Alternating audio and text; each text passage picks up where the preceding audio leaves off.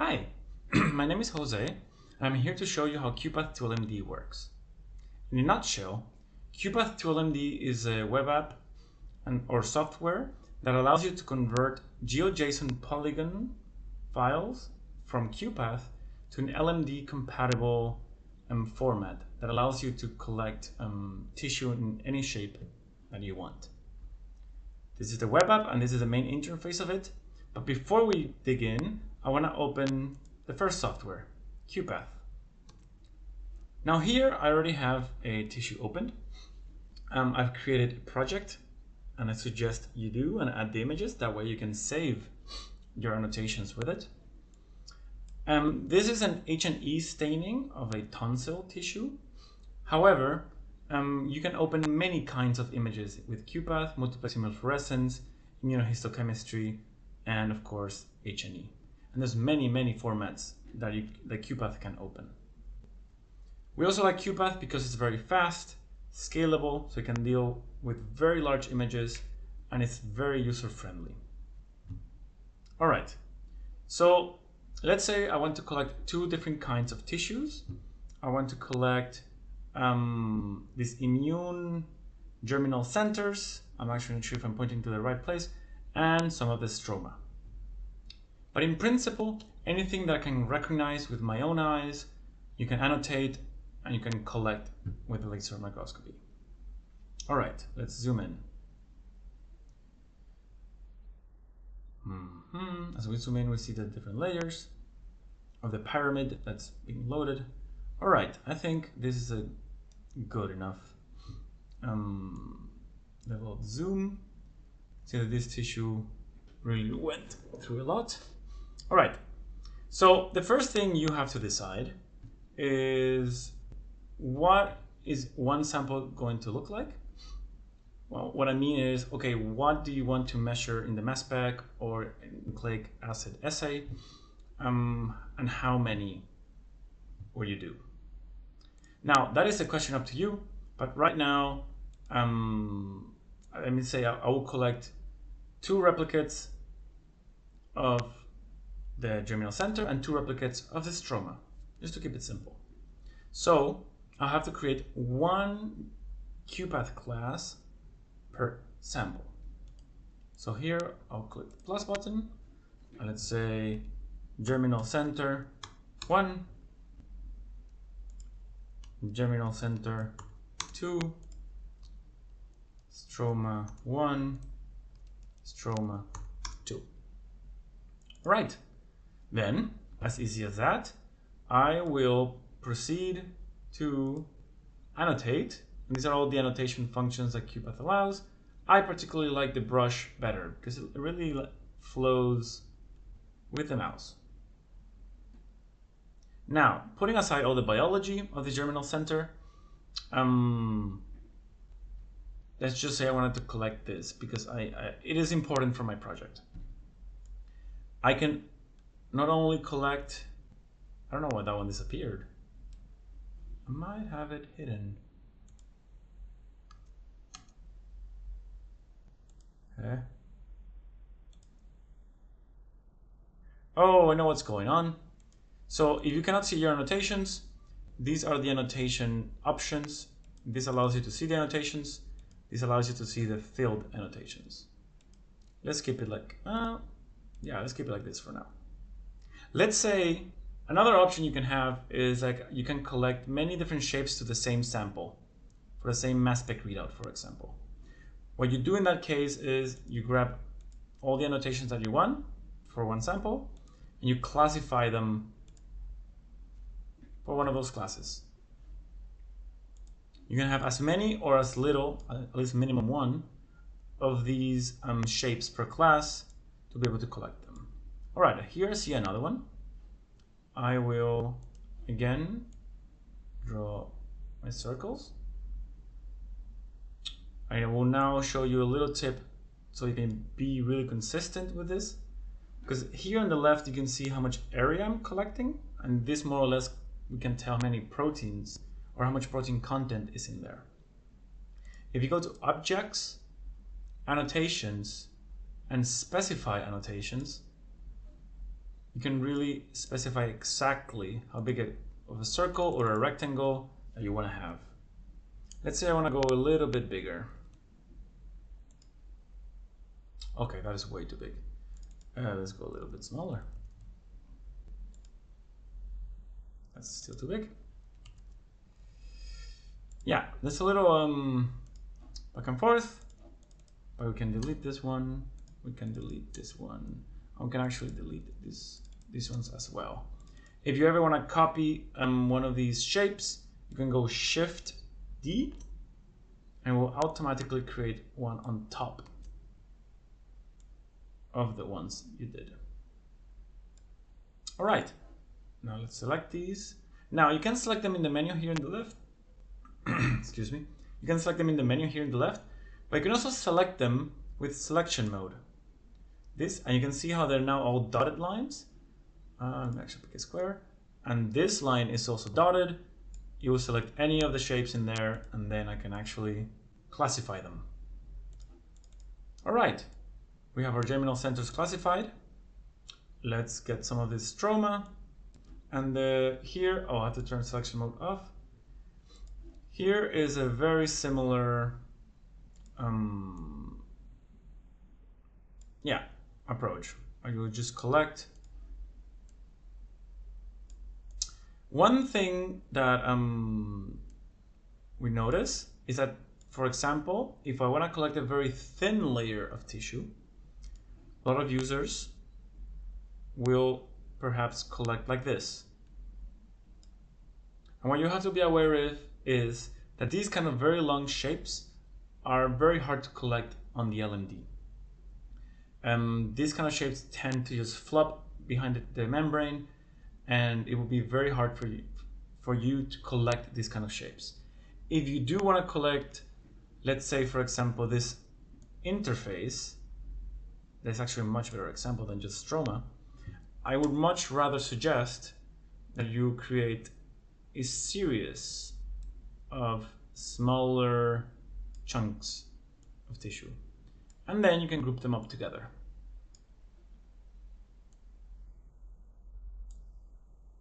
Let's say we want to classify this into another class, interface.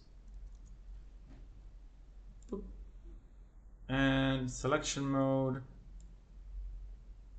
let's select all of these. Oh. Okay, wait.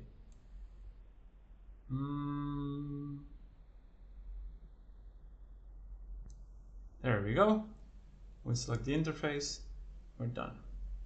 All right, but first, I also gotta select this guy and this guy. Oh.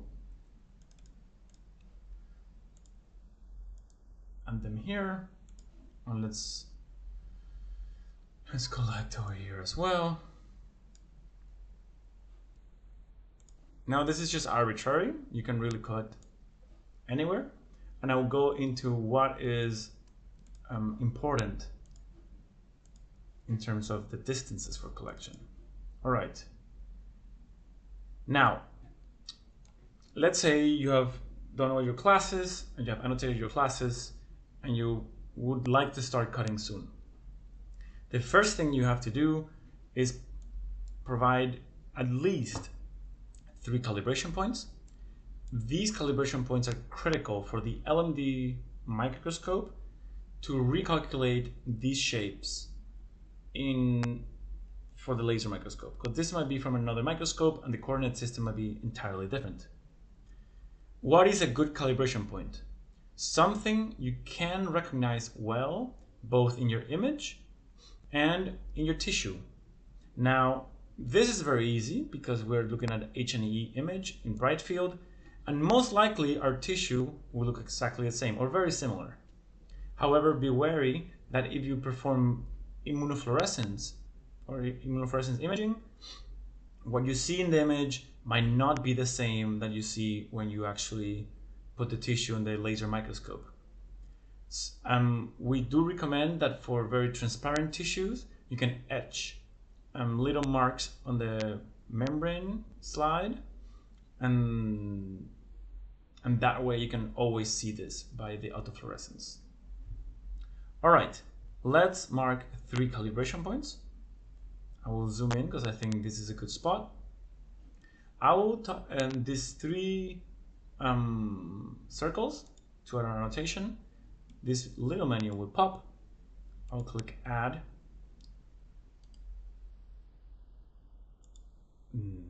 Here I can change the name. Let's say calibration 1. And this will be important. You will see why soon. So you should name your calibration points. And then let's just click right there. Now the point size does not really matter. You can see down here in the left that this is a very precise X and Y coordinate, probably smaller than a pixel. But let's keep it that size. Now let's add for a second one, calibration 2. I wanna place the calibration points such that their triangulation of the 3 points include most of my annotations. So let's say one here, another one here, and something further that way. Okay, let me see something recognizable. I think this is fair. So we click here. We click clear so we can make a point. We click here again.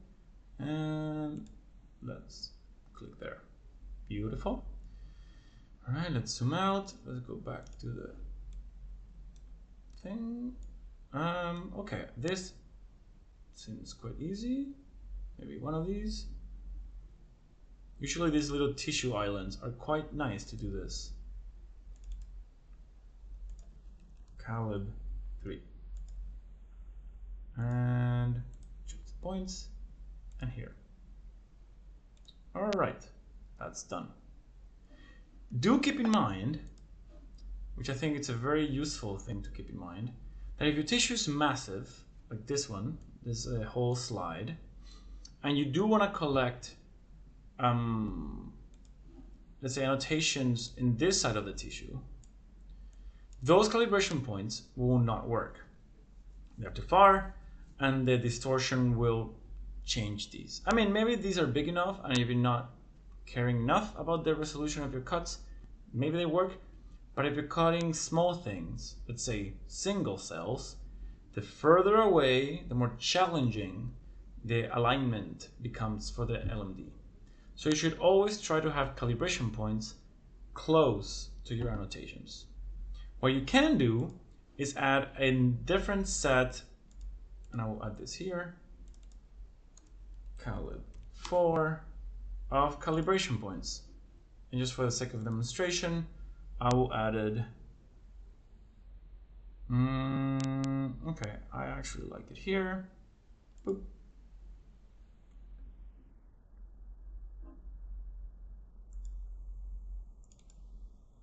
Calibration 5. Let's go here. Boop. And calibration 6.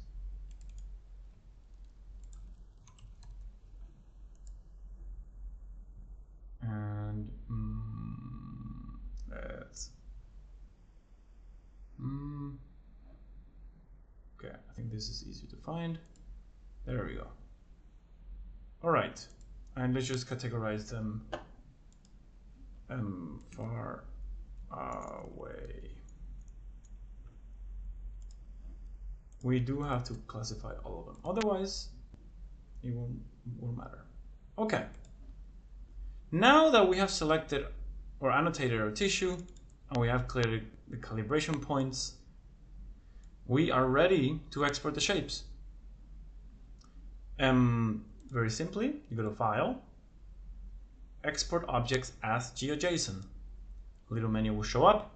You can export all objects, or if you prefer, and somehow it is beneficial to the organization of the project, you can previously select a certain set of annotations, like this, for example, and then you will only export those. But in this case, let's export all of them. all objects. Let's put pretty JSON, and this will then this will prompt you to let's just say shapes.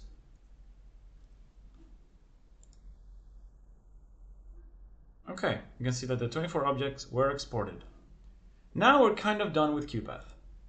Now let's go to the Qupath web app. Okay, let's go through the simple steps. First step, you drag and drop your GeoJSON. I don't know what this is.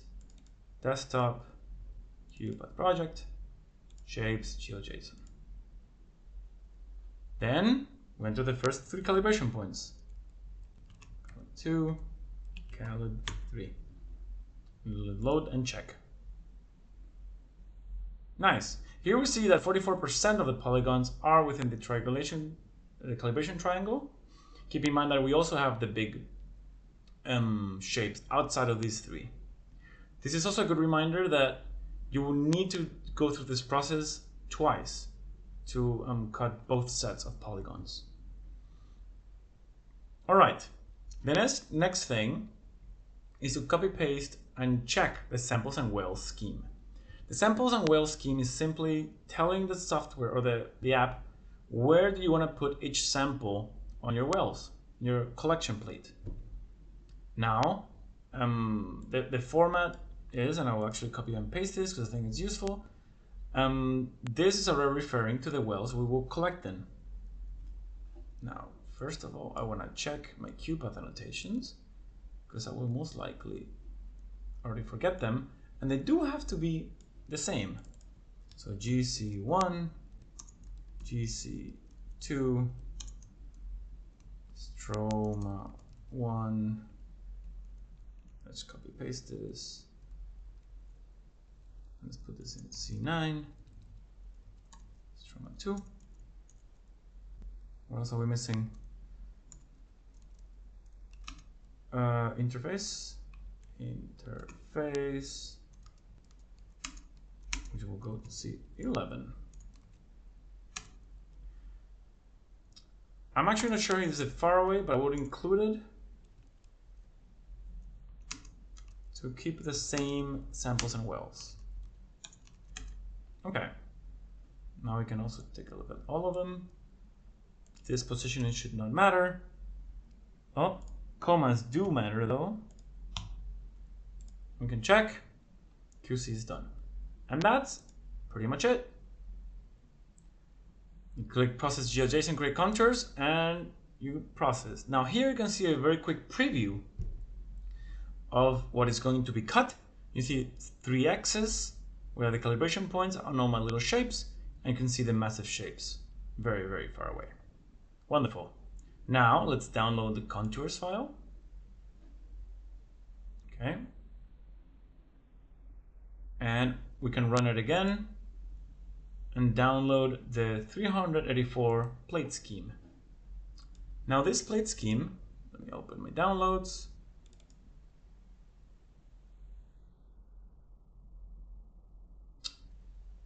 Okay, yeah, Excel is kind of silly. Let's open this in LibreOffice, which is better with comma separated things. Nice. This will show you a diagram of a 384 well plate, because that's what we mostly use, and it will show you exactly which sample is going to which well. This can be very useful to backtrack, yeah, where wells are going. All right. Then you're ready to cut. I do want to go through some of the extras that I've added to the Qupath-to-LMD web app. There's 3 of them. First, one in which you can create Qupath classes from categoricals. What do I mean with this? And let's go back to the tissue for a second. Let's say that you want to collect hundreds of samples, and I think we have done almost to 500 different samples. They each require a Qupath class. Now, this will be a very tedious, but not only that, but also error prone, because they have to be exactly the same names. So what this extra allows you to do is to pass on some categoricals and a number of replicates, and the output will be all those classes. Let's just do it for the sake of trying it. Let's say we have germinal center and stroma, and here we have control and treated, and we should do 3 of each. This should have created, ooh. Okay, here we are, classes.json. Now this file, I will show you. Give me 1 second. This file has to replace Qupath project. Inside classifiers, there's this classes.json. Now, before I do this, I will save my project. I will close Qupath. I will delete that file, and yes, I deleted the old ones, but it was for a tryout, and we move in the new one. And now, if we open Qupath,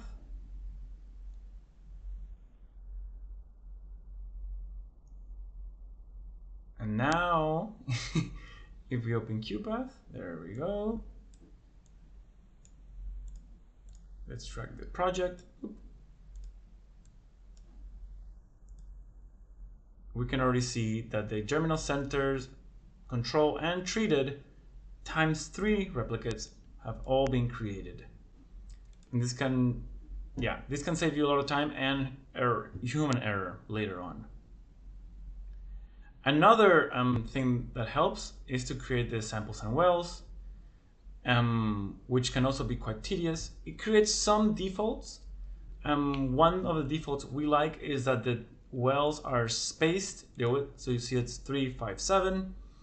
This makes pipetting much easier for sample prep. Just keep that in mind. And it takes the same inputs. Lastly, there's a colors your contours with a categorical. This is a little tool where you can drop your GeoJSON, and then you can drop a CSV with 2 columns, one with the class of your shapes, and the other with a status or any categorical. I mean, we used it for collected versus not collected, and you can then drag that into Qupath and you see which shapes have been collected or not, if you're keeping a tally. Yeah, and that's it. Thank you very much for listening. I hope this has been helpful. If anything comes up or something doesn't work, do let me know. We are here on GitHub. Thank you. Bye.